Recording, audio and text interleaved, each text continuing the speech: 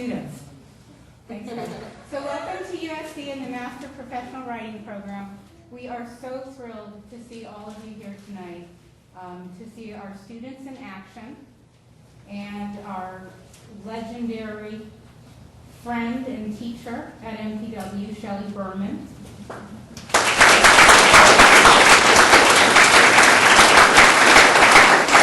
And the phenomenal Prince Gomolvilas.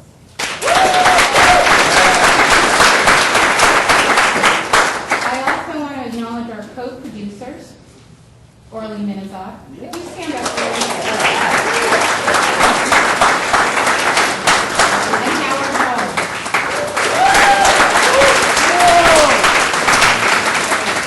So the structure of the evening is that Prince will come up, he will perform, he will introduce his students, and then I'll come back up and I have the honor of introducing Shelley, and then Shelley will perform, and then we will have a raffle where Sarah, Shelley's wife, will draw the winner.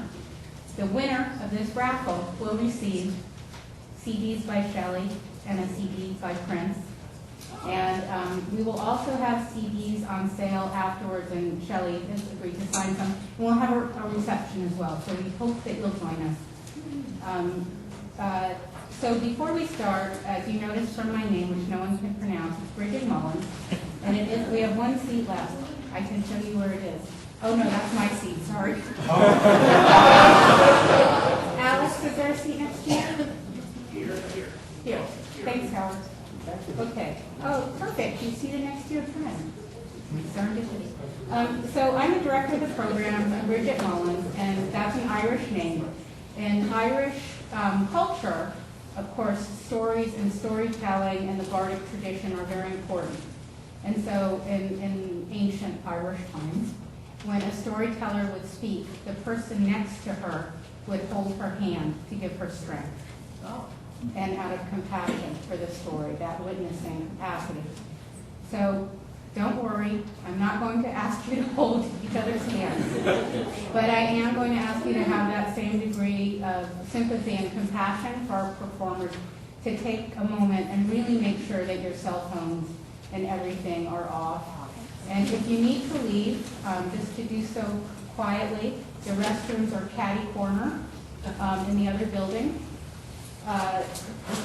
So I also want to welcome and introduce Prince Gomolvilas. Before the show tonight, someone asked me, is Prince a title or a name? And I have to tell you, it's a title. I can't pronounce his name because it's Thai, but maybe he'll use it in his act. I don't know. So Prince's plays have been produced in Los Angeles, San Francisco, Singapore, the UK, and New York. His plays include Big Hunk of Burnin' Love, The Theory of Everything, and the stage adaptation of the Scott Pine novel, Mysterious Skin. He has received too many awards to mention here and many accolades for his playwriting. And he also tours with the bingo-playing comic duo, song-singing, bingo-playing comic duo, Jukebox Stories. Please put your hands together for Prince Gomolvilas.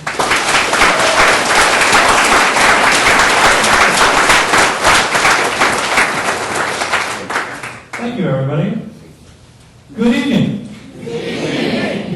Are you all in the mood? Yes. All right. Thank you so much for being here tonight. This event is the culmination of a class I've been teaching this summer called Writing and Performing Comic Monologues, which is very fortunate for you because if this class were called Writing and Performing Tragic Monologues, this would not be a fun evening. But we are going to have lots of fun. The students have come a very long way. I remember the first day of class, most of them were terrified when I forced them to stand up and tell stories in front of 8 people. And now they're going to be telling stories in front of nearly 100. And believe it or not, they are ready to do it. They've learned a lot. They've worked really hard. We have the privilege of having Shelley Berman come in to do a couple of guest lecture and workshops. And they're very excited to present to you stories that I will hope entertain you. I'm especially excited to be here because there was actually some question as to whether or not I would actually be able to teach this class. Because after the first session, I came down with a horrible case of pink eye. Yeah. How many of you had pink eye? Yes, it's horrible, right? So I came down with pink eye for the first time in my life. I was really, really confused because I've always thought pink eye as a dirty person's disease. I'm a writer and an academic. I'm not supposed to get pink eye. You know what gets pink eye? Preschoolers and whores. That's what I'm like an Asian American intellectual. I'm supposed to get eyebrow diseases like fibromyalgia or chronic fatigue syndrome, not pink eye. You tell people you have pink eye, and they look at you and they're like, that guy's been doing some dirty things down by the basement. And I had been, but that's not the point. The point is, if there were just a pink eye, I would have been able to handle it. But on top of the pink eye, I came down with a series of really extremely violent flu symptoms. I had a horrible running fever. It got so bad at one point I started having hallucinations. Has it ever gotten that bad for you, like hallucinations? At one point, I swear, I had an entire conversation with Imelda Marcos. I was riding around in my bed, and she was there sitting next to me, and I tried to talk to her about, the political history of the Philippines, but all she wanted to talk about was Hell's Kitchen. Not the neighborhood, but the Gordon Ramsay reality show. She's a foodie. I don't know. So all this is happening on the 4th of July. I feel like I'm going to die, but all the doctor's offices are closed. But I feel like I need to do something. So I call up a friend of mine who I know had pink eye in the past because she has done some dirty things. So I call her and she says, you need to get your hands on these antibiotic eye drops. And these antibiotic eye drops will make you feel better right away. And overnight your symptoms will subside. But then I remind her that it's a holiday and all the doctor's offices are closed. And she said, some of those chain pharmacies have walk-in clinics that you could go into, and some of them are open on holidays. So I look on the internet, and sure enough, the CVS in Burbank has what's called a minute clinic, and they're open on the 4th of July. No appointment necessary. You walk in. They're not staffed with doctors. They're staffed with nurse practitioners. Now, a nurse practitioner can't really provide the depth of knowledge that a doctor could provide, but they could prescribe drugs.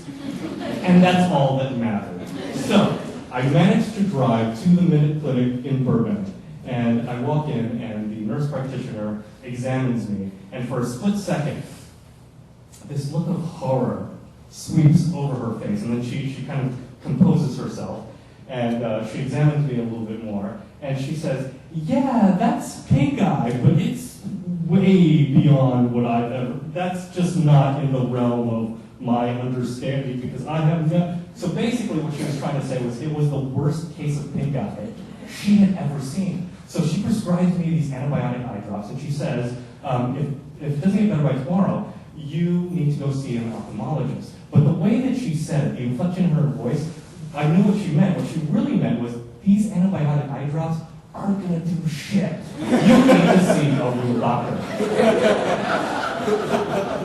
So the next day, I'm not better. I go to see my ophthalmologist. I walk in. He examines me. And for a split second, a look of horror sweeps over his face. And then he composes himself. And it turns out that most people get what's called bacterial conjunctivitis, which is pink eye caused by bacteria, or viral conjunctivitis, which is pink eye caused by a virus. I happen to have both bacterial and viral conjunctivitis in the same eye. Basically, it was the worst case of pink eye he had ever seen. So he prescribes me stronger antibiotic eye drops. He prescribed me antibiotics that I was supposed to take in pill form. And eventually, I recover, and eventually I'm able to return to class, and I was able to finish teaching the class, and that's why I'm especially thrilled to be here tonight, and I'm very thankful that I'm alive. And I'm also very thankful and very excited to introduce to you our first student storyteller of the evening. Please give a warm, warm welcome to the woman who has agreed to go first, Amy Silverberg.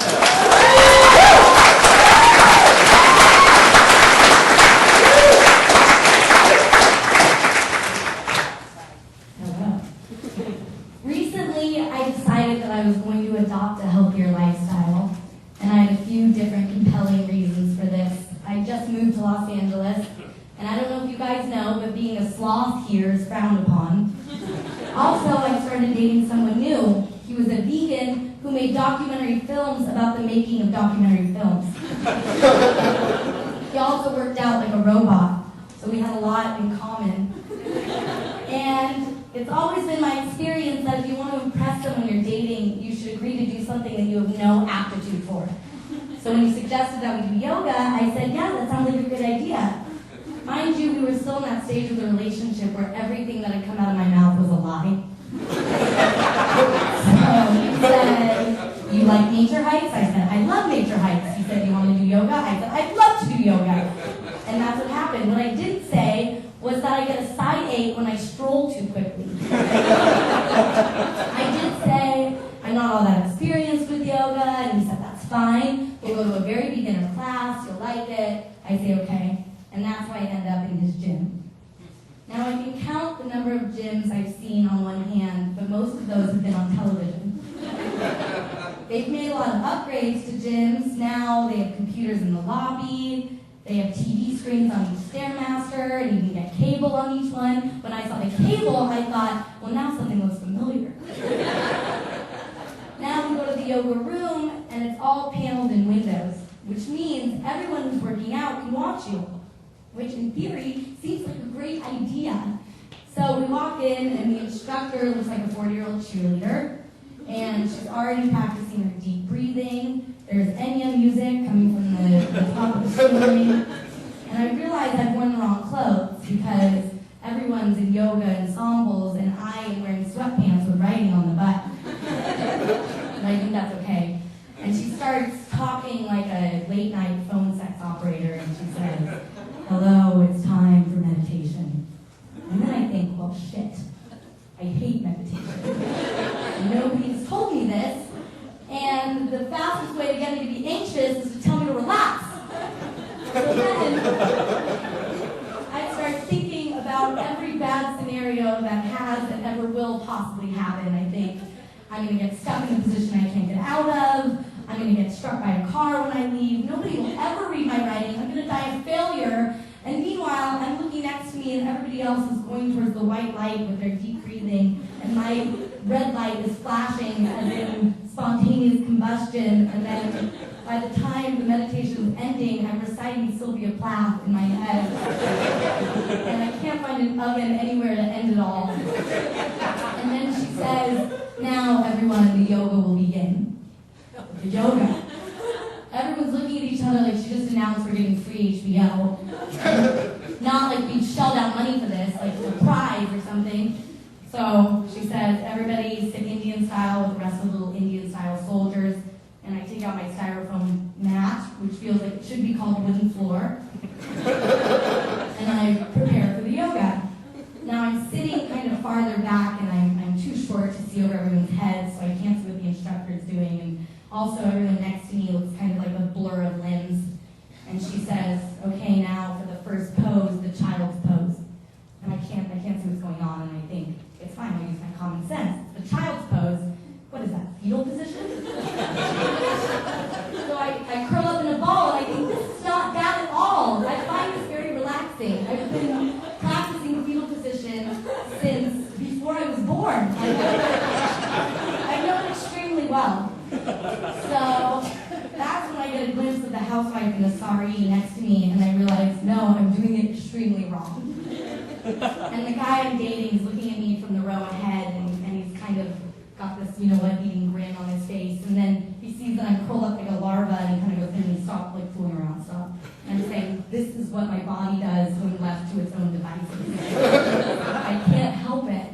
And so then I decide, okay, I'll just watch everybody else, and I'll imitate instructor says, okay, now for the mountain pose, the cobra pose, the corpse pose, none of these look like they sound. None of them. They look like variations on the human pretzel. They're terrible, and I can't do any of it. I'm trying, the instructor's so nice, she keeps getting up and she tries to drag one of my limbs into a different direction, and I make this weird wheezy moan like I'm being tortured. And then finally she brings me this little handicap pillow to put under my knees. It's like a yoga handicap tool, and nobody else needs this but me. So now I'm still doing the poses wrong, but I'm doing them wrong with a handicap pillow. And that's terrible.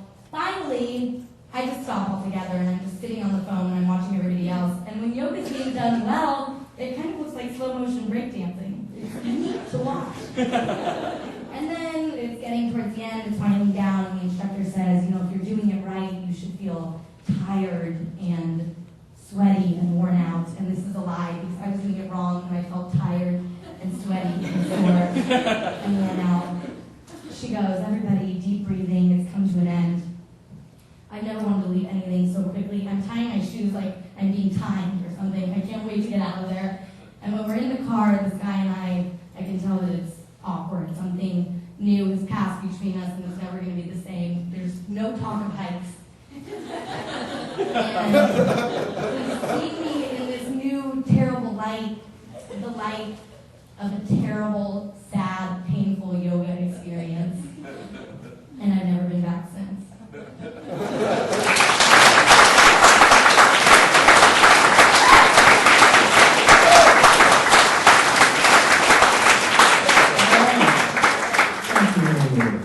Next up, please welcome Fadi Bayaa.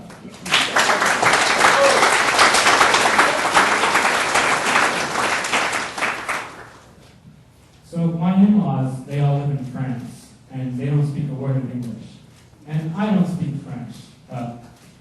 My brother-in-law also doesn't speak English, and I don't speak French with him, but that doesn't mean I can't speak French. I just don't speak French. So I thought about how I wanted to bond with him, because when he's here, the relationship is really nice and we get along well. But when he's gone, it's like out of sight, out of mind. And I thought back to my own brothers. How did I used to bond with them? Well, there's a lot of violence involved, right? There's some video games, and there's more violence. And so since I can't punch his arm from across the world, I thought, why don't we try playing an online video game together? And I realized that I can't do anything competitive with him because I'm just too good. I mean, anybody who knows, I will ruin him. I will own you and sell your soul for 10 gold just because I think it's funny. So I thought, why not a cooperative game? So we talked about it and we decided we were going to play World of Warcraft together. And so I buy the European version and he buys the European version, and I log into a French server and I make my character. It's a paladin, and they're not very exciting. They just kind of throw beams of light and chase deer around. So already it was kind of annoying. The other annoying thing is I have to learn all these new weird French abbreviations, like LOL is now MDR, and WTS is now VND, and LFG, ICC, 10M, PSD is, I don't even know what that is.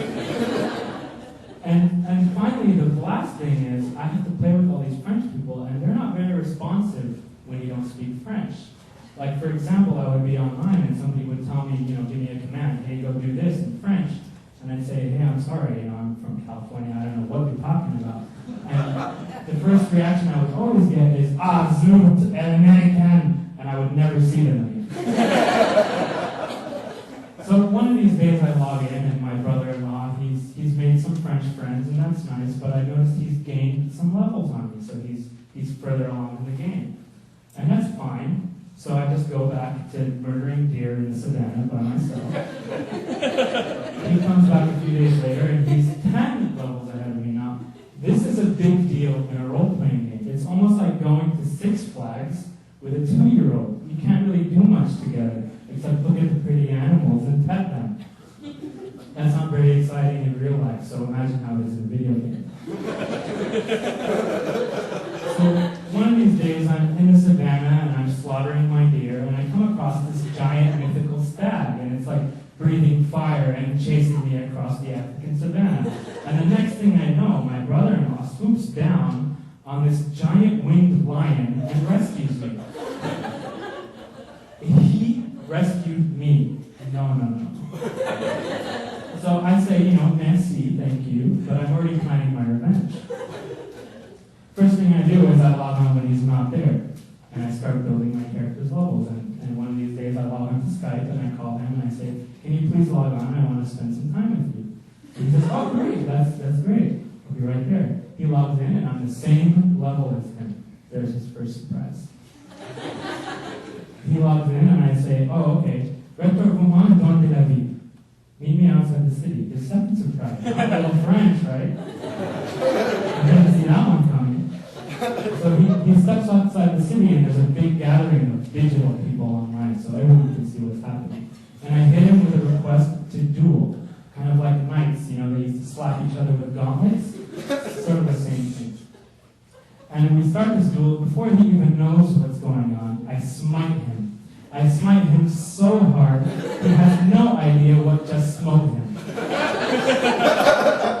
And he recovers, he gets up, and I do it again. And this repeats like 3-4 times until he gets frustrated, and he climbs atop his winged lion and flies away. Now, you guys might think I'm some sort of merciless murderer who slaughters deer and humiliates his brother-in-law, but I taught him something really important. Once he was humiliated and ruined, he knew exactly what it was to have a brother.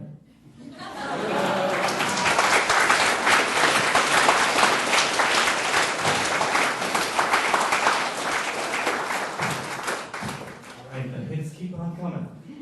Please welcome Richard Mathiasen.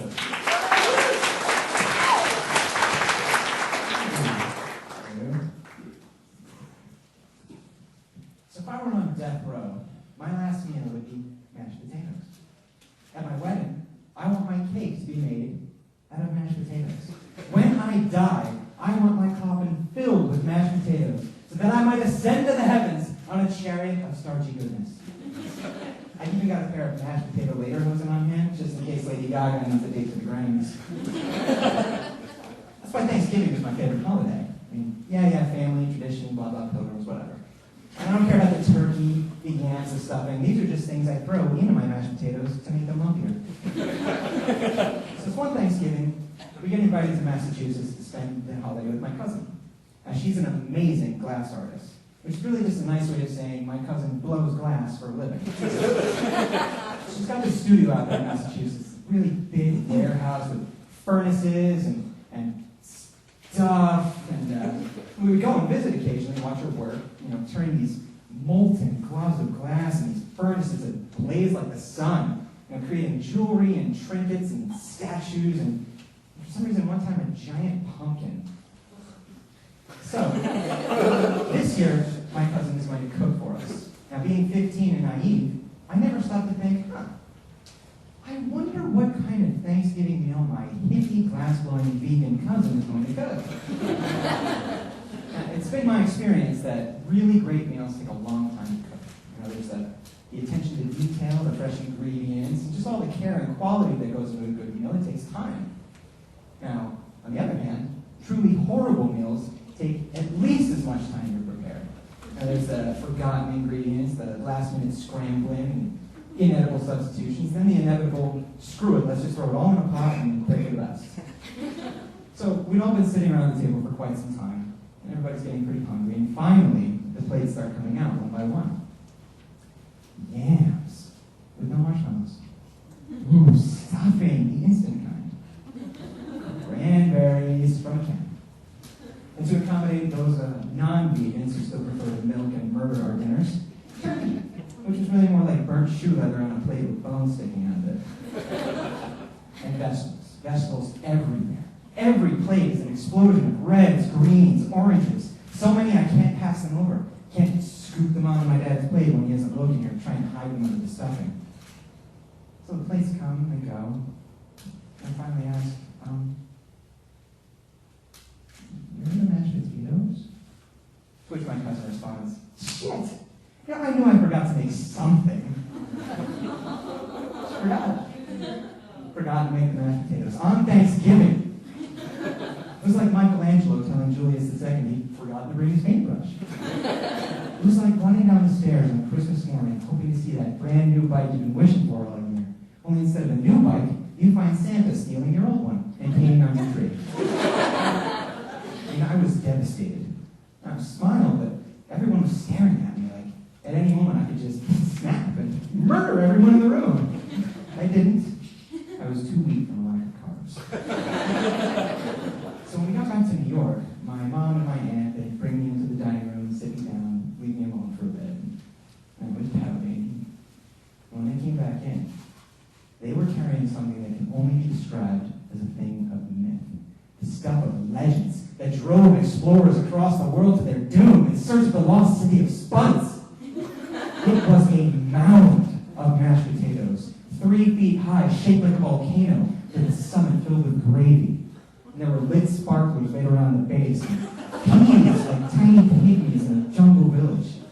When they put it on the table, both of them carrying it, my aunt carves a line from the summit to the base so that the gravy flowed down like sweet, sweet lava to cover the fleeing villager peas below. It was 5 pounds of mashed victory, a culmination of all my potato dreams made manifest. It was the best day ever. And it wasn't just a silly plate of food. It was a reminder that how much I'm loved, like how much my family cares about me, make me a giant mound of mashed potatoes, and I've been pouting for something so trivial. And that's a really nice feeling for someone to have. I hope everybody has that. And I hope everybody has a mashed potato mountain someday. Mashed potato mountain. You magnificent bastard. You haunt my dreams! Thank you.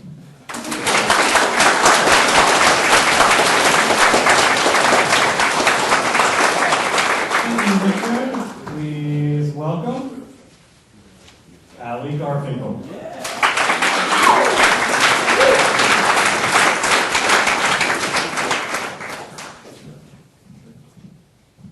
I'd only been living in California for about 4 months when I decided that I desperately needed to go back home to my quiet suburb in New York where there's plenty of parking and vegan cafes where just an urban myth. The day of my trip comes, and as soon as I get on the plane, I immediately scan the rows to see who I'll be sharing my row with, because I always like to mentally prepare myself for the miserable journey ahead. And I noticed that in the middle seat in my row is a very large Asian woman, and she also has a shaved head, and when I get closer, I see that she's wearing robes. Now, I come to the conclusion that she must be a Buddhist monk, and that's solely based on the fact that I've seen the movie Airplane. I settle into my seat, and after a few moments, I hear the monk ask, "Are you from California?" I reply that no, I'm from New York, just going home for a visit. And she replies that she is Taiwanese, on her way back to her monastery in upstate New York. We then get to talking about her Buddhism, and she mentions how she doesn't really... We get to talking about her Buddhism, and she tells me that she thinks it's important to promote kindness, not violence. And it's important to be familiar with the people around you, to make friends within your community, to have good neighbors.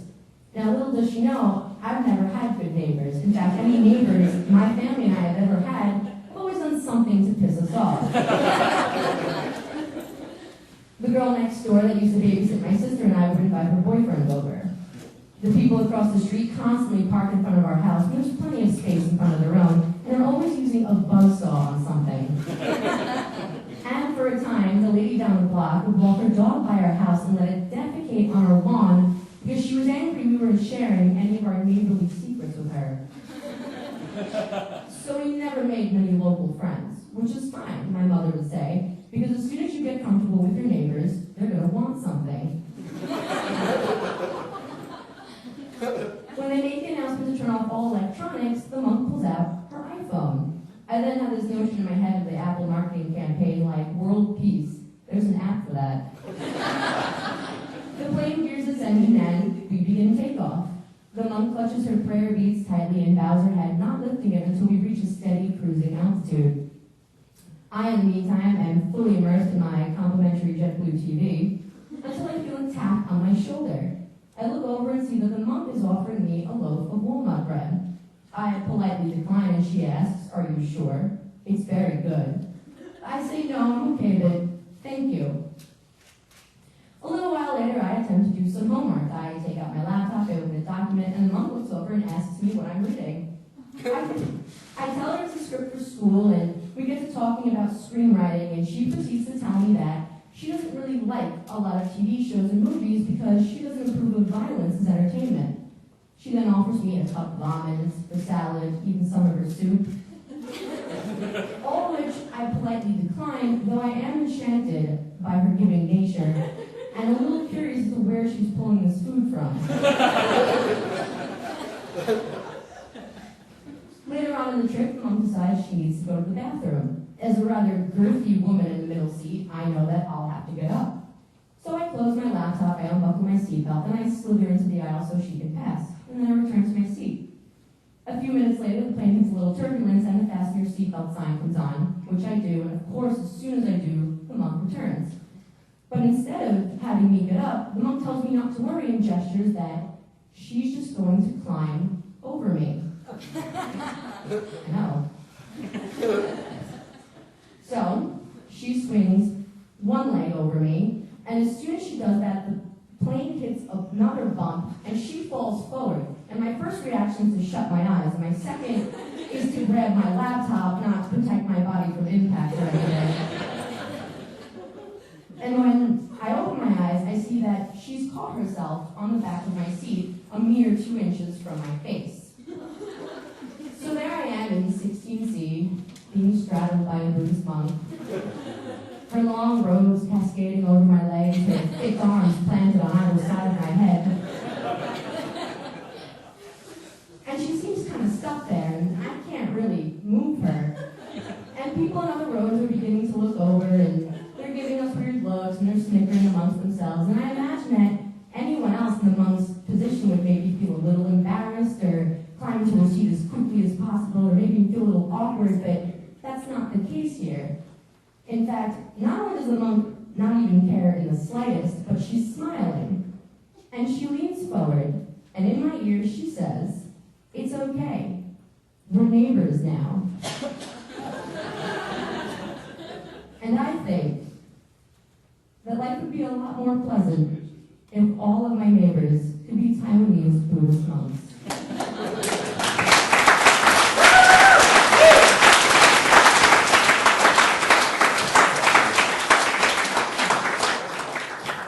All right. So far, so good? Yeah. Okay. Let's keep it going. Are you ready? I'm going to switch the order. I'm just going to freak them out and switch the order. No. Ladies and gentlemen, please welcome Marvin F. Yeah.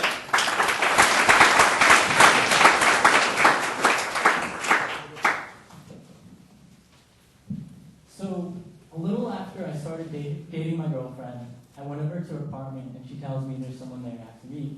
So I get really nervous, my hands get clammy, kind of like how they are now. I assume it's either her mom or her dad, and I don't do well with parents or for that matter, people. So she claps her hands and in comes this little Yorkshire Terrier. And she goes, "Marvin, this is Cody. Cody, this is Marvin," as if he's an actual person, which is the first red flag. The second red flag is that he's wearing an Argyle sweatshirt, which looks like something I might get from H&M or Forever 21, where I shop regularly. So the dog's sort of sizing me up. He's looking at me really intensely, giving me the once-over. And he's just looking at me so intensely that I think he just might pee on the floor to sort of mark the line that I should not cross. But after a few tense seconds, he offers me his paw, and I guess I passed whatever test he had laid out for me. Perhaps I met his standards of smell. So I shake the dog's hand, and then my girlfriend goes, "Good, now that you're not strangers, you can spend the weekend together." So at this point, I try to do what I do best. I try to weasel out of the situation. I say, You know, I can't even get the filter on a Brighde properly. I always end up drinking those tiny black dots.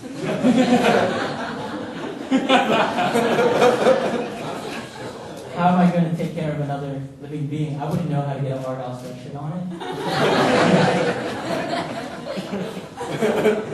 So at this point, my girlfriend just ignores me, and she gives me an itinerary of the dog's daily schedule. Apparently, this dog does more in a day than I do in a week. He exercises, he goes out for walks, he eats healthy, well-balanced meals, and he showers regularly. By now, I've lost count of all the red flags. So I bring out the big guns. I give her my history of pets and sort of try to provide evidence that I have no credibility with the animal kingdom. First, there's all the goldfish that have died under my care. My whole septic tank is probably filled with them. I have to flush somebody down the toilet, unfortunately. There's the squirrels on campus, which never seem to take me up on my offer of Odwalla bars or Cliff bars, which is strange because it seems to be like a buffet of nuts and opens.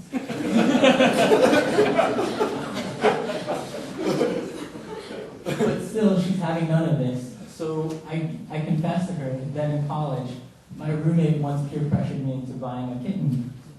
Little did I know, kittens eventually grow up to be cats. It's false advertising, right? So once the kitten grew up to be this ugly cat that no one would ever want to play with anymore, I had to return it to the adoption agency. And let me tell you, they did not look at me very nicely. So my girlfriend's really intent on me keeping the dog for the weekend, and it seems like she's making it out to be a deal breaker. And I really like this girl because she's pretty, and she's sweet, and she's smart, and I'm not.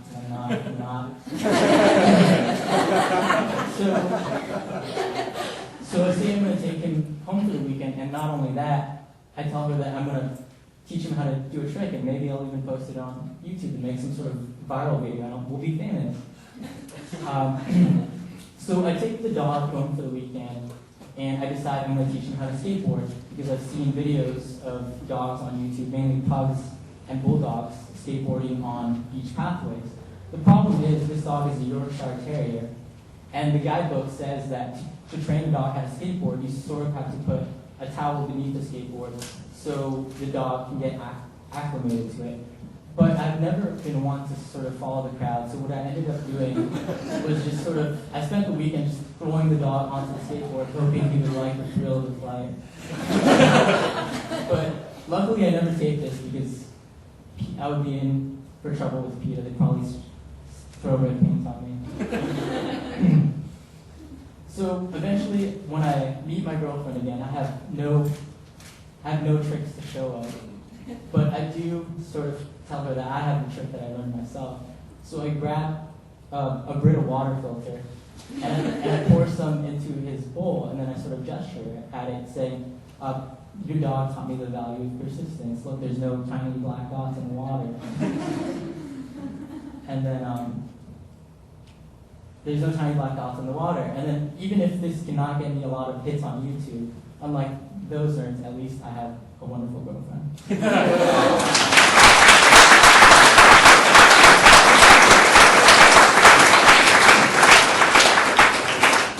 All right, a round of applause for Davin.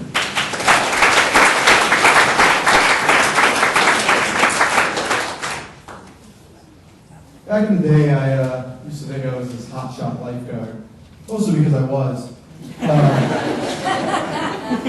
I saw myself in my mind as like this David Hasselhoff kind of character, if you don't know who that is. Minus the chest hair, but I guess plus the chest hair. So pretty much I'm kind of like David Hasselhoff.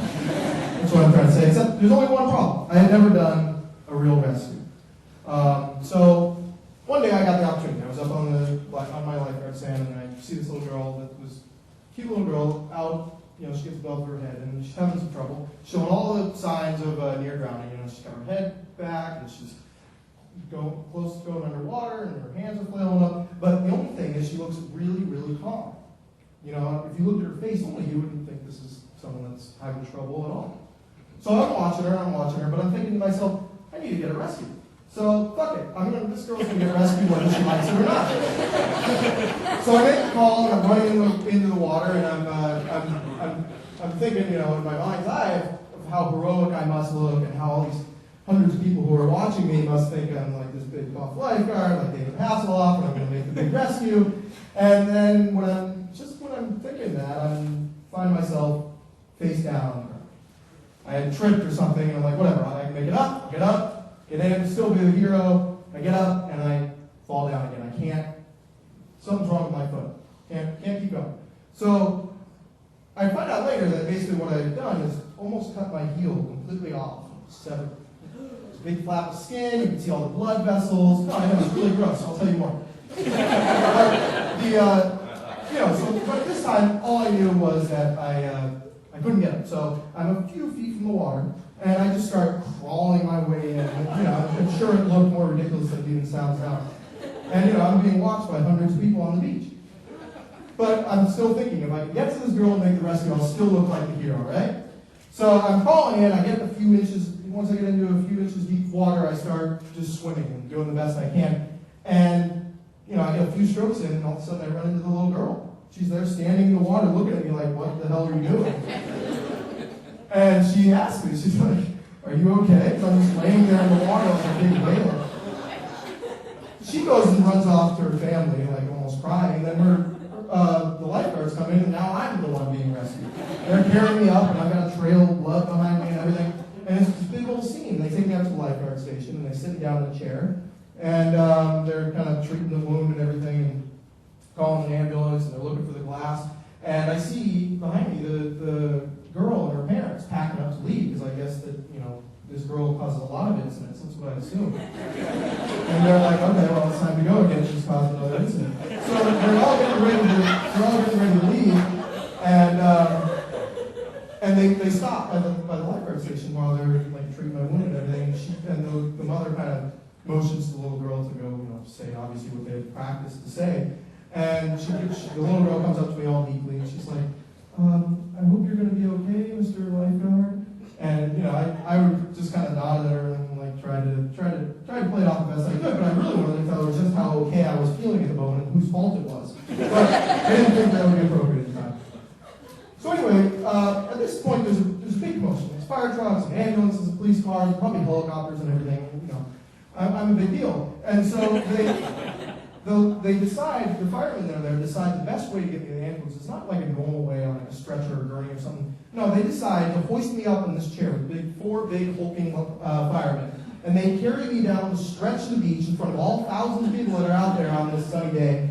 And, I'm up there on my perch, and I can see the little girl kind of following me, and she's like, got her family in tow saying, come on, mommy, come on. And they're like trying to keep up, and I'm just sitting up there, everyone's watching me. And we get to the ambulance, and, I'm thinking finally the embarrassment's over. And next thing I know, the little girl's crawling into the ambulance with me. She asked her mom and the paramedics if she could come with me. It's like a ride-along. So they get in, and we're going heading to the hospital. And no one's paying attention to me. They're all paying attention to this cute little girl who's missing teeth. She's got like this lisp. She's really cute, but I think she's a bitch. I'm sitting there bleeding. No one's paying attention to me. So we get to the hospital, and of course now everything's going to be fine. They're going to take me back behind there, and they're going to treat me and probably give me some drugs, thank God, and then, everything will be okay.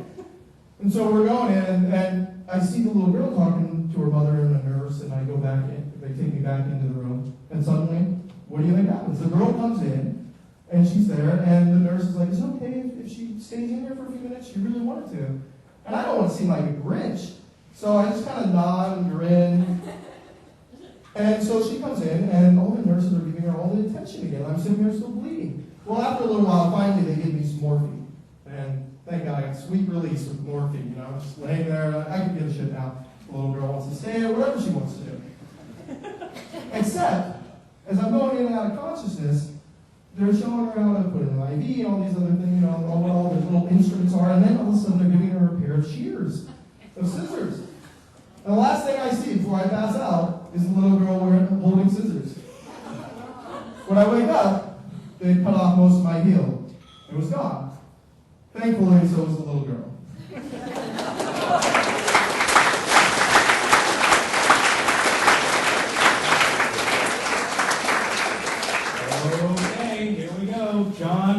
Bayaa. Isn't it great that Shelley's here tonight? Can we get a round of applause for Shelley? I just want to give some applause for me. It's funny, the way the world changes in your mind when you get out of a relationship. I just got out of a fairly long one about 6 months ago, which means I'm currently single. Hold your applause, hold your applause. And so, it was funny because when I was in a relationship, bars and nightclubs seemed like these incredible places. They seemed like little versions of Willy Wonka's chocolate factory, where every girl that walked by me was smart and funny and jealous of my girlfriend. Only at the time I didn't have a golden ticket, so everything had to do that touch sign on it. But now that I have this golden ticket, bars and clubs seem awful. Going to a bar to meet a quality woman is like going to a WNBA game to watch quality basketball. The venue is built for exactly what you want to get, but when you get there, it's expensive, and you can't help but feel a little bit disappointed and disgusted. And I've told this to people before, and I've told this to people that I respect in my life, older, much wiser people, and I said, girls that I find to meet at bars seem trite and mean and fake and very unconfident. And they said, John, this is a good step for you, realizing that, not finding a meaningful relationship at a bar shows that you're maturing in life. And this kind of freaked me out because maturity at 23 years old used to be, cleaning the bong off the table and vacuuming before your roommate's parents got into town. and suddenly it's this path to finding that you can't find true love at places like, you should have. So I got a call from my buddy the other weekend, and he's like, hey, what's up, dude? Ever since you broke up with Nancy, you haven't been going out, you haven't been getting chicks, and you're starting to think you're gay, and I think you should come out with us tonight. And I'm like, Matt, I love you, but, I want to meet a girl at the beach or the park or, reading a book at an outdoor cafe. And he's like, oh, man, he's right about you being gay. And he's like, let me ask you a question. Is there any reason why two of us can't go out tonight and dominate some chicks? And I'm like, I couldn't think of a reason at the time. So I was like, let's go out and dominate chicks. So we get to a bar in Santa Monica, and I'm not exactly ready to dominate yet. So, and I'm standing in the corner, and I put on a T-shirt that night of this band I love, this band called Gods. And the lyrics they say are these really thoughtful, meaningful lyrics. And it feels good to wear this T-shirt because I feel like it's separating myself from the mall-bought trash in the bars that night. And I'm sitting there waiting to hear this interaction between people. And the first interaction I see is between your typical bar asshole with the backwards hat and the tribal tattoos who's already like 8 years deep. And he approaches this girl who's in her work attire, and she must have been there from happy hour. He comes up to her, and these type of guys always seem to get girls at bars, so we're all listening in. And he comes up to her and he says, "You look like my lawyer, so don't sue me if I buy you a round of drinks." And we're all just like disgusted. We're just disgusted by this cheesy line, and also the fact that this guy sounds exactly like my friend Matt on the telephone. And so this girl absolutely loves it. And they go to the bar and they get drinks together, and she gives her her phone number, and I'm thinking, this sucks. This is exactly what I expected to happen tonight. But I think, let's get a drink, let's go to the bar, let's loosen up a little bit. So I go to the bar and I get a drink, and there's a girl standing next to me, and she's by herself, so we strike up a conversation. And within the first 30 seconds, as expected, she asks me what I do for a living. And I say, I'm a writing student, a graduate student. And immediately she's turned off by this. And she shows me this by taking out her cell phone and acting like she's texting somebody else, because she wanted to hear one of the big three, doctor, lawyer, or investment banker. And so I'm just kind of standing there, and she's texting, and she's obviously not looking at me, but I decided to play a game to see if she's really that pretentious and really not listening to me. So I said, yeah, I also work part-time for the Polar Express. I get the kids hot cocoa, and I mend their pajamas on the way to the North Pole. And she says, oh, that's really interesting. I said, yeah, hopefully I can get a promotion, maybe get a little bit closer to Santa. And she says, yeah, you seem very assertive. I'm sure they like you there. And meanwhile, she's looking at the door for an older, wealthier version of me to walk in. So I walk back to my friends, and I'm really bummed out. And they're making fun of me because I just got shut down by this girl. And all of a sudden, I get a tap on my shoulder, and I look behind me, and it's this innocent face with this incredible smile, and she says, I love Dawes. And I say, excuse me? She says, oh, I love the band Dawes, the band on your T-shirt. And I was like, wow. She said, I listen to them all the time when I'm down at the beach. Their lyrics just speak to me. They're so romantic. And I'm just kind of standing there with this giddy little smile on my face, and she says, we're leaving now, but I come to this bar all the time. I hope to see you around. I'm just kind of standing there looking at them, and I'm thinking to myself, this advice I've been given about maturity just seems so wrong, placing these restrictions on where we're supposed to find love and where we're not supposed to find love. just to give us a sense that we actually have some control over this elusive emotion doesn't seem very mature at all. So I walked back to my friends and with an air under my step that only happens to the most childish and naive of people. And they look at me and they're like, yo, did you dominate that little blonde chick? And I look at them and I say, no, she actually fucking dominated me. And I've been going to bars and drinking ever since. So.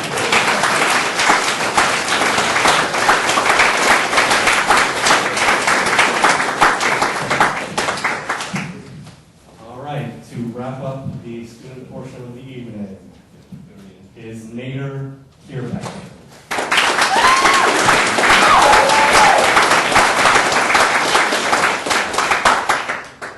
So, there's not a lot of roles that come along with being in a rock band.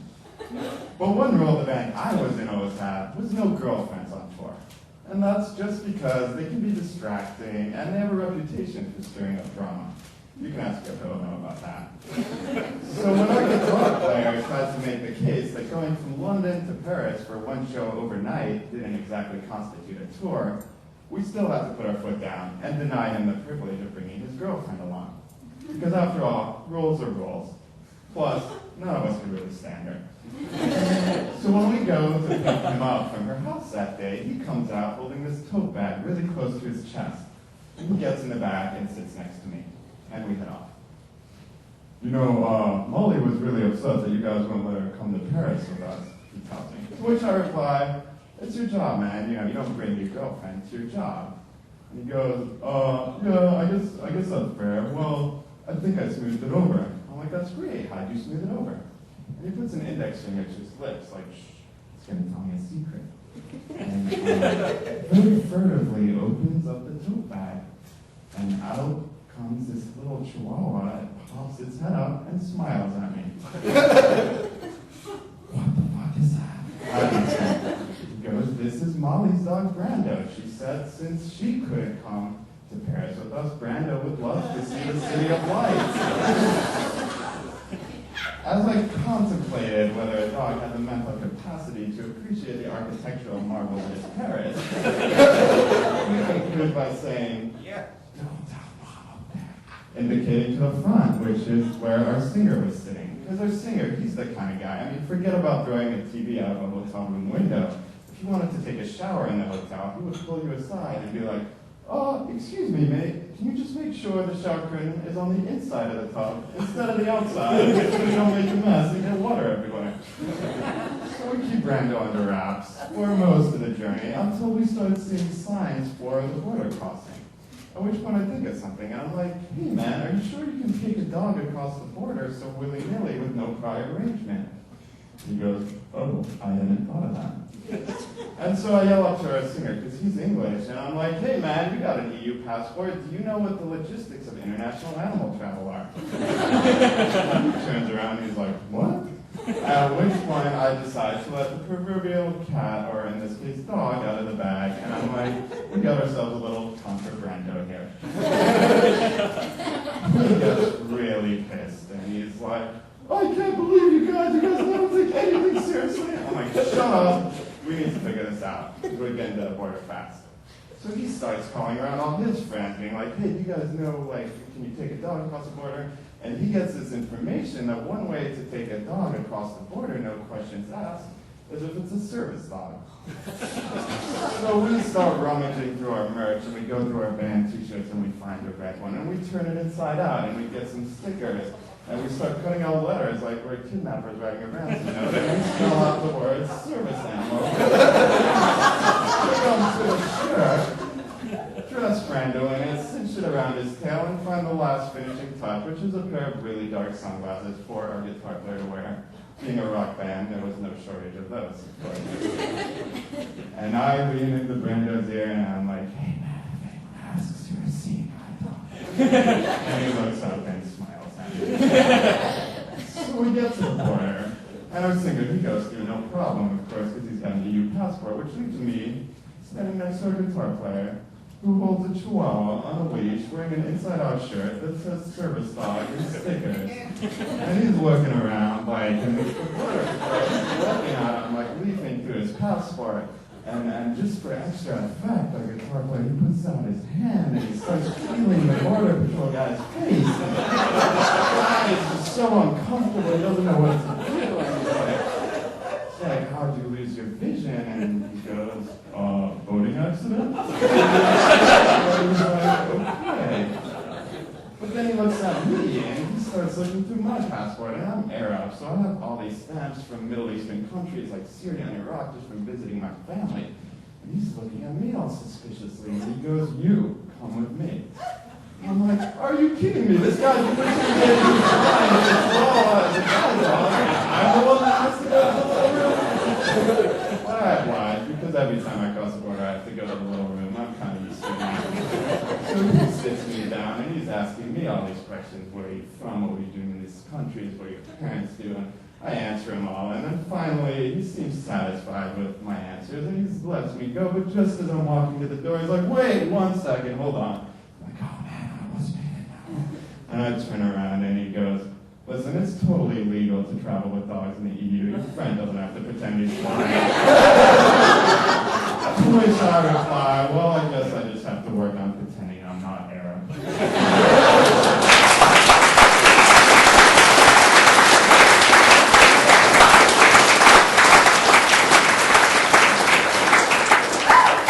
What do you think of those students?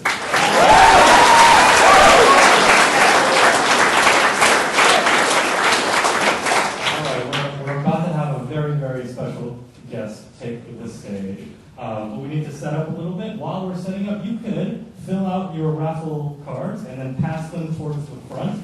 And after Shelley performs, I'll come back up here and win them and introduce our very special guest.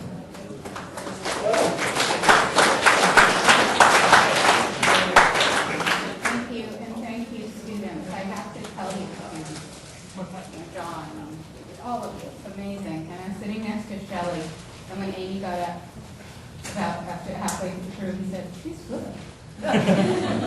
And then Fadi came up. He turned to me, he's good. And then each of you came up. He said, he's good, she's good. They're good. They're all so good. So, you know, you guys are just splendid. We're so proud of you. And Prince, teacher extraordinaire.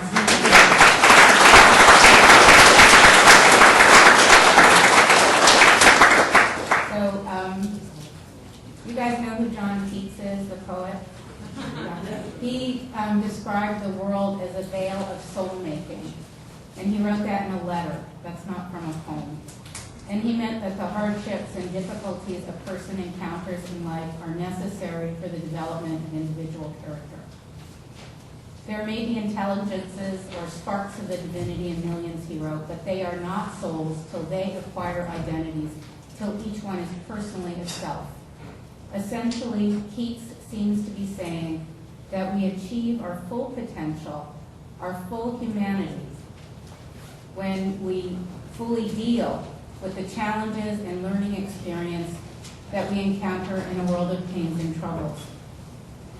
I'm quoting Keats, not only because Keats' best friend was Shelley, Percy Bysshe Shelley, and he wrote that in a letter to Shelley. I also quote the phrase because in the work of Shelley Berman, we are aware that indeed here is a capacious soul. Here is a sensibility that makes us more aware. Shelley's career as a comedian, a performer, and an actor is one of great breadth and is marked by a commitment to witnessing the spiritual pratfalls of every man. Since 2002, Shelley has appeared as Nat David in HBO's Curb Your Enthusiasm. That's Larry David's father. This show is largely improvised, and Shelley actually did a workshop with our students, tonight's performers, on improvisation. He also gave a lecture on the history of comedy in a nutshell, which was astonishing. He continues to headline in Las Vegas. He has starred in many, many plays whose names you will recognize, such as The Odd Couple, Fiddler on the Roof, La Cage aux Folles, Prisoner of Second Avenue, and Guys and Dolls. His first album that he released in 1959, Inside Shelley Berman, became the first comedy album to achieve gold status and the first to win a Grammy for a non-musical recording. I am proud to say that for over 20 years, Shelley has been associated with the Master Professional Writing Program. Like Charlie Chaplin, he takes sadness and turns it around. Because of Shelley, our world at MPW has been a veil of both soul-making and laughter. Please join me in welcoming our only MPW Emeritus Lecturer, Shelley Berman.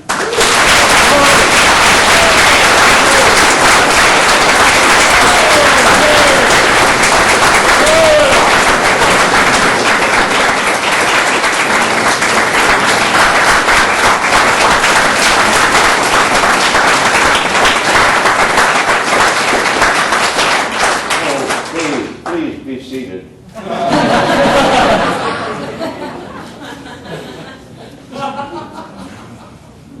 She left some furniture. No, I'll take it. Please, it's my time. All right, don't help. Okay. You've helped plenty because your class is so wonderful. They were wonderful. They were. Honestly,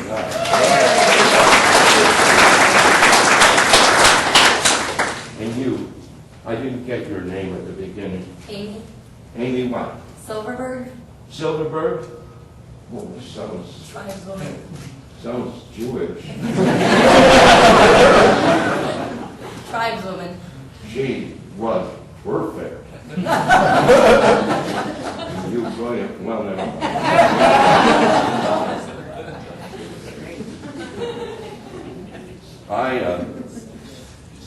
I was watching a lot of, what the hell is wrong with it? Is it on? Is it still on? Wait a minute. Can I help? Well, it came apart. Was that some foul trick you're playing? I love watching the guys. I really love watching the people doing comedy. And I can't do comedy a lot because I don't do this.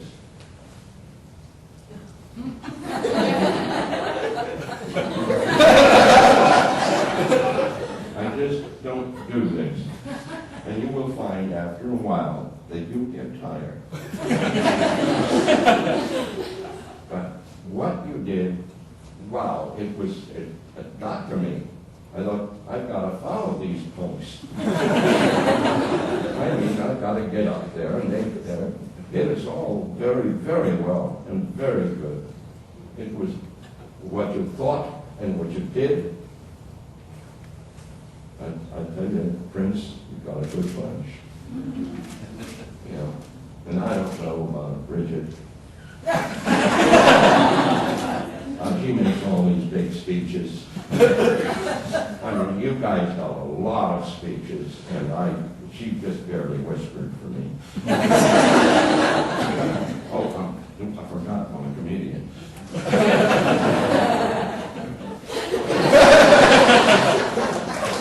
You gonna take a picture or not?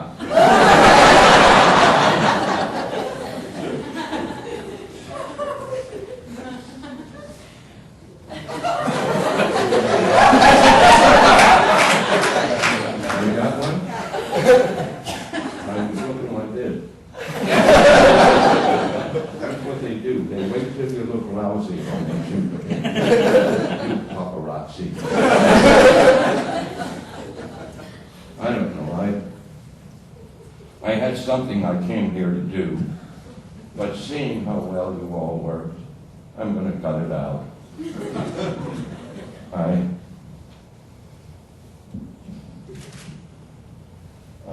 I have a place in mind. It's a home. You know what I mean? Well, perhaps, because I'll tell you the truth, I've aged mostly here. And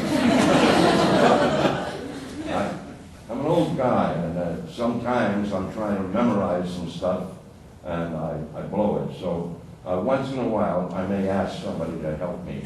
And so I have this nice young lady over here, who doesn't know anything. But she said she might help me. So far, Richard, I haven't had one smile from you. And I'm going to complain. He's a good friend.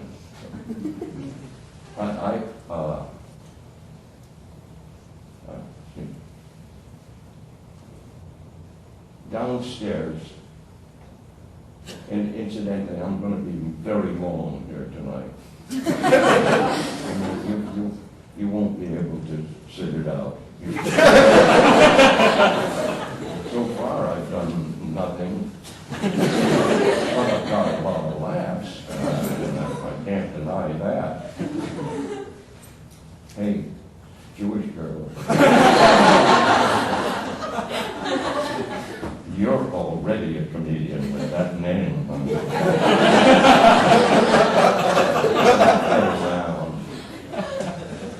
Thank God your name isn't Setlow.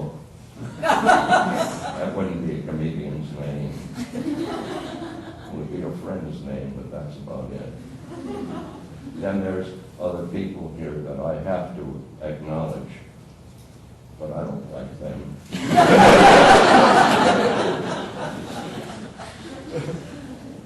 We'll get to them after a while. Downstairs is the delicatessen.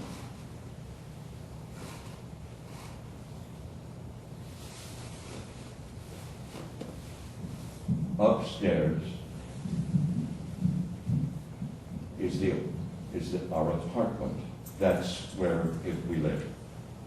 Downstairs is the delicatessen. This particular, what is my first two lines here?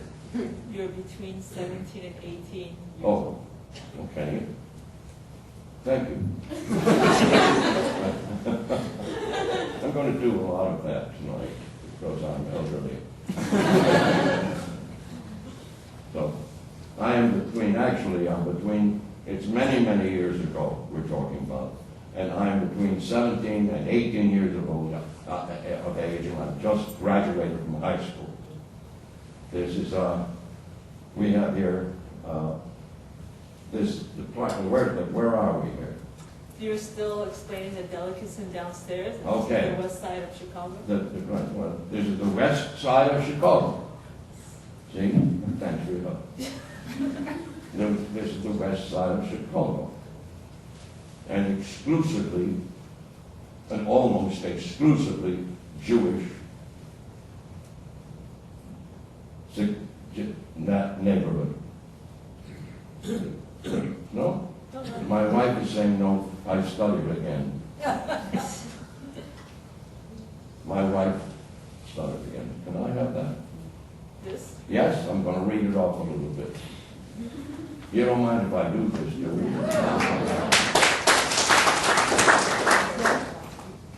I don't have my glasses. Wait a minute. Wait a minute. My wife is with me to help me through this. I hope you forgive me for this. No? Is it all right? It's perfectly fine. Reading, because I'll tell you the truth, I don't like it. I'm looking at my own work. Shelley, do you want the music stand back? Huh? Do you want the music stand? This music stand, you want it? I don't need a music stand. No? You don't want it? No, I feel like the other guy's walking out with like and walking on a piece of paper. Well, this audience could be walking out afterwards and saying, well, how did you like his show? Well, we used a lot of paper.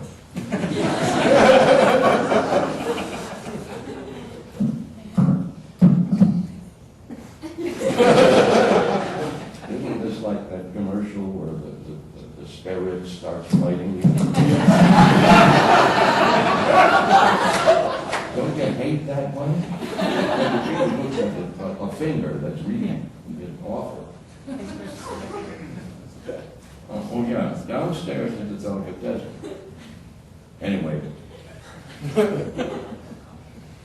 on this particular Saturday, a rough day for my father, who owns this delicatessen, a rough day.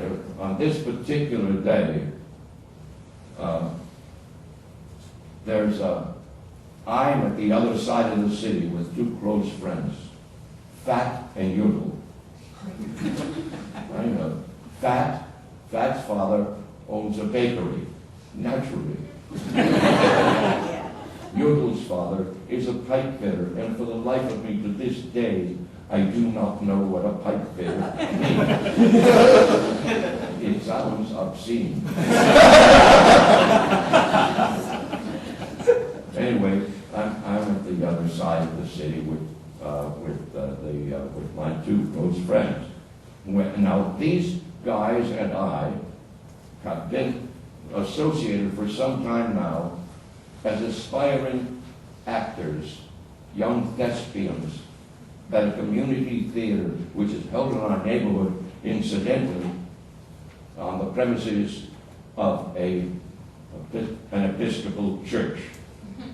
Which means, of course, that my father had never seen me in a play. During the afternoon conversation, Fat and Doodle and I acknowledged that we've been aspiring actors. During the course of the afternoon's conversation, my friends announced that they have each sent $100 away to New York to an acting school, along with applications for attendance, and they will be going soon. I'm left out. I want to go too. I'm a kid. There's no course for me to take but to make a similar request of my family.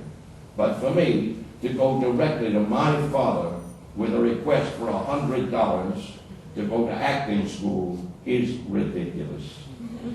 Whenever I've had a problem in my young life, I've always gone directly to my mother.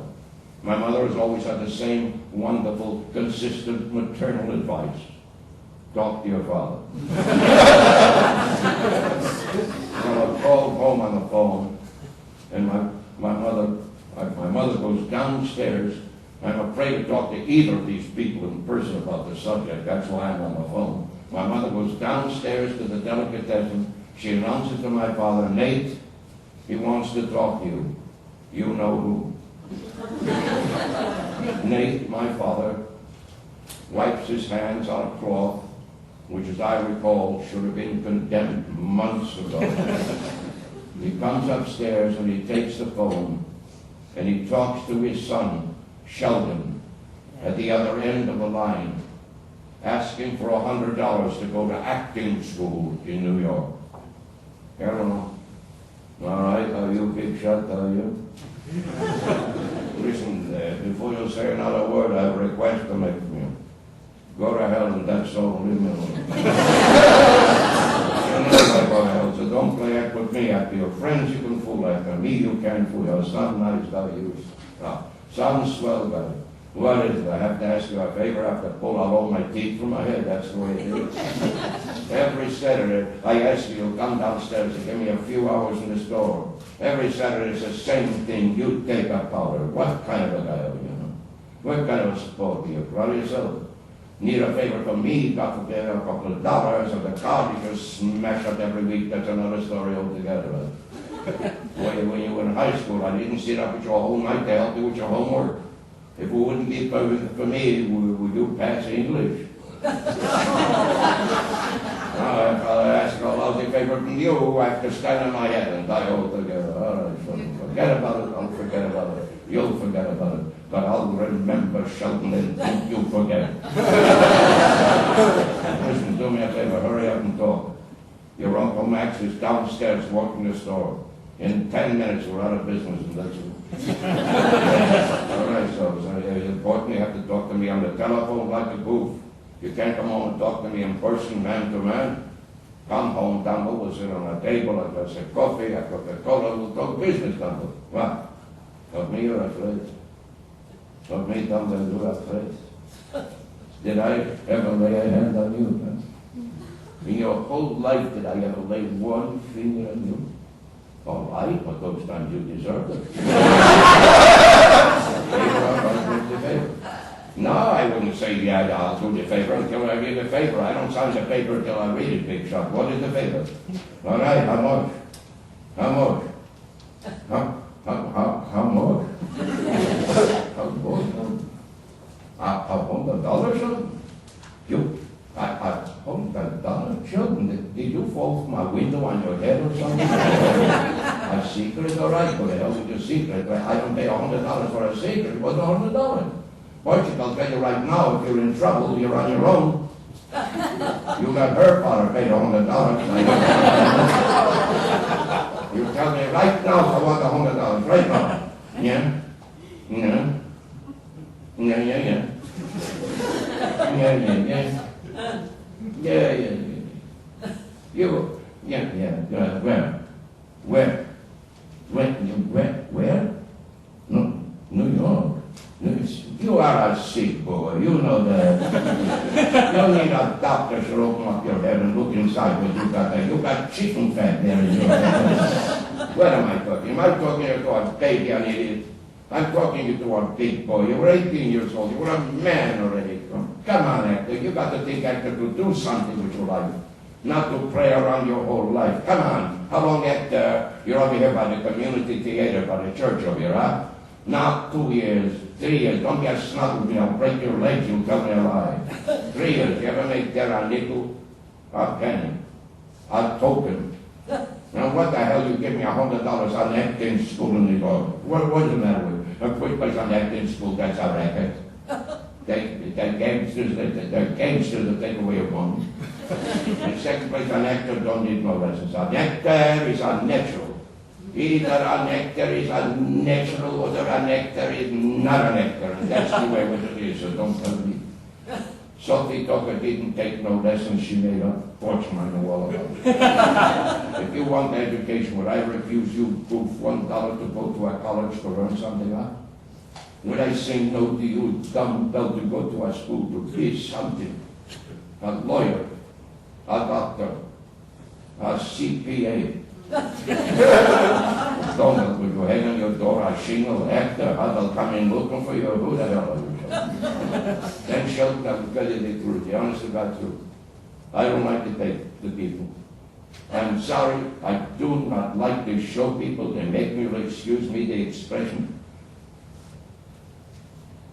to throw up on them, and that's all. You had them in the house, the actors. What are you telling me now? You had a party in the house, the actors. You had, please, you may go. You had a party in the house, the actors. You had them, like the church on opening night, like Shakespeare, I couldn't understand one word. We were talking to you so a whole week in the bedroom like an idiot. I was ashamed from you. You had a party in the house, the actors, those boys and those girls. Do you remember those boys and those girls? When I couldn't tell one from another. They are sissy boys, all the actors are sissy boys. And they all need a haircut, they all got pimples. I don't want them in my house. $100 I'll give you, so you go get pimples. I know you are. Shut up, I'm talking. Listen, I can make a proposition with you. I can do business with you. Sure, I can do business with you. Oh, boy, with your mouth, would you be a lawyer? You're such a liar, oh boy. Be a long time before you'll have your pocket on money, your friends.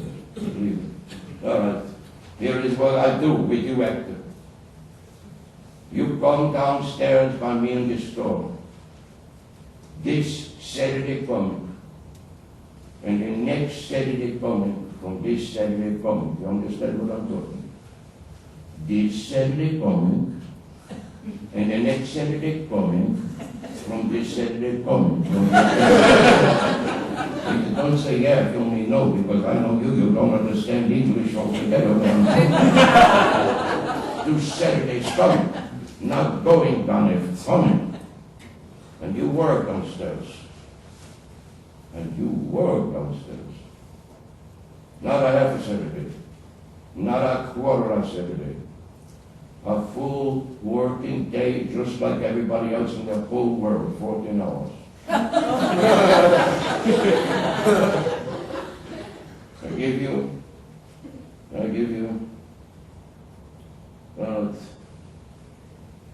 $100 a Saturday. $100 a Saturday. Don't scream in my ear, idiot. $100 we send right away to New York, to the gangsters. You understand what I'm talking about? $100 by you in the pocket, so if you take an airplane to New York, you wouldn't have to fly with your own hamster, all right? You have to have an extra few dollars, a hotel room, a meal, take our girl to a moving picture, to be a big sport, all right? We're good downstairs, they do themselves a good job. And you put all the money in the register. No. I give you a Christmas bonus, $50. Christmas bonus. Don't think about what I said Christmas. All right, come home, I'll take care of you. Listen, Sheldon, when you're in New York, you write a letter, a postal card. Let me know what is going on with you. When you write the letter, you write Ma, your mother. She wouldn't have to worry.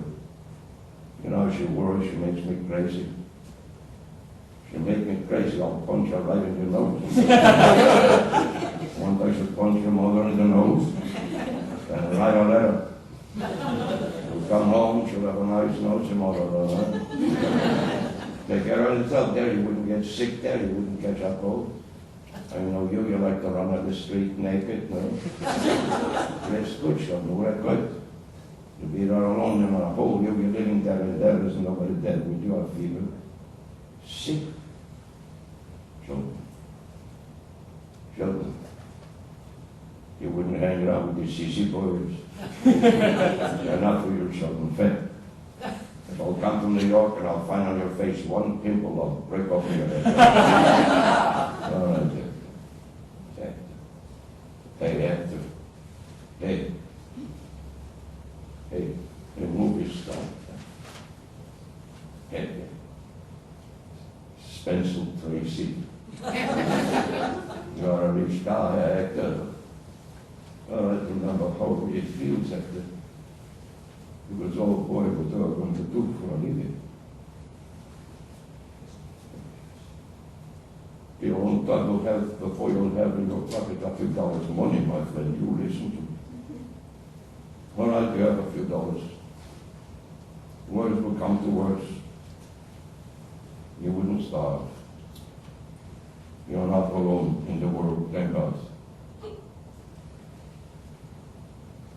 You keep in your mind, Sheldon,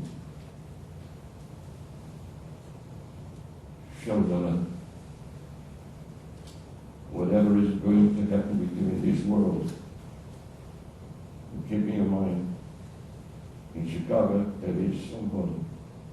You know what I'm talking? Yeah, you know. All right. All right. Oh, Sheldon, don't change your name. Goodbye.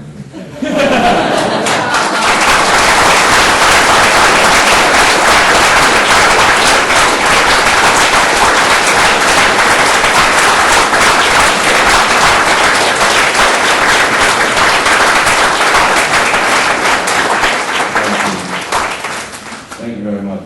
I didn't come here to do a fun reading. I came here to do an act, and I don't know.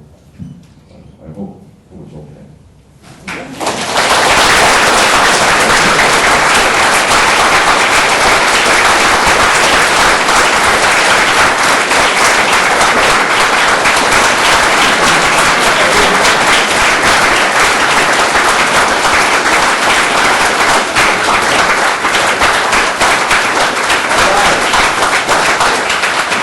They want an encore. All right.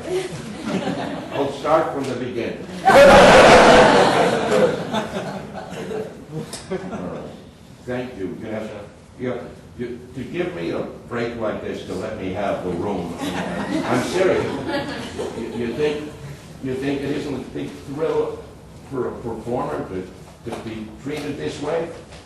It's something very, very beautiful. Thank you so much. And Bridget, you were good too.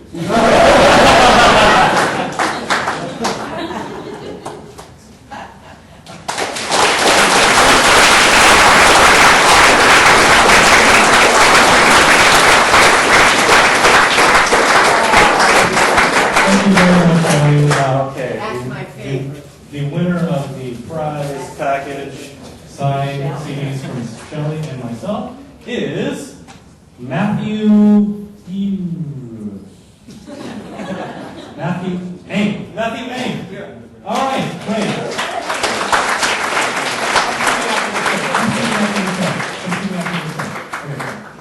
Thank you so much to the University Club for hosting us. A big round of applause for the MPW students.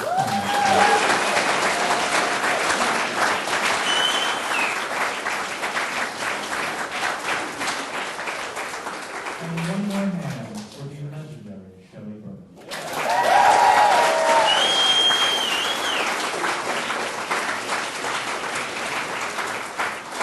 There is food and drink outside. Please join us. Thank you so much for coming tonight.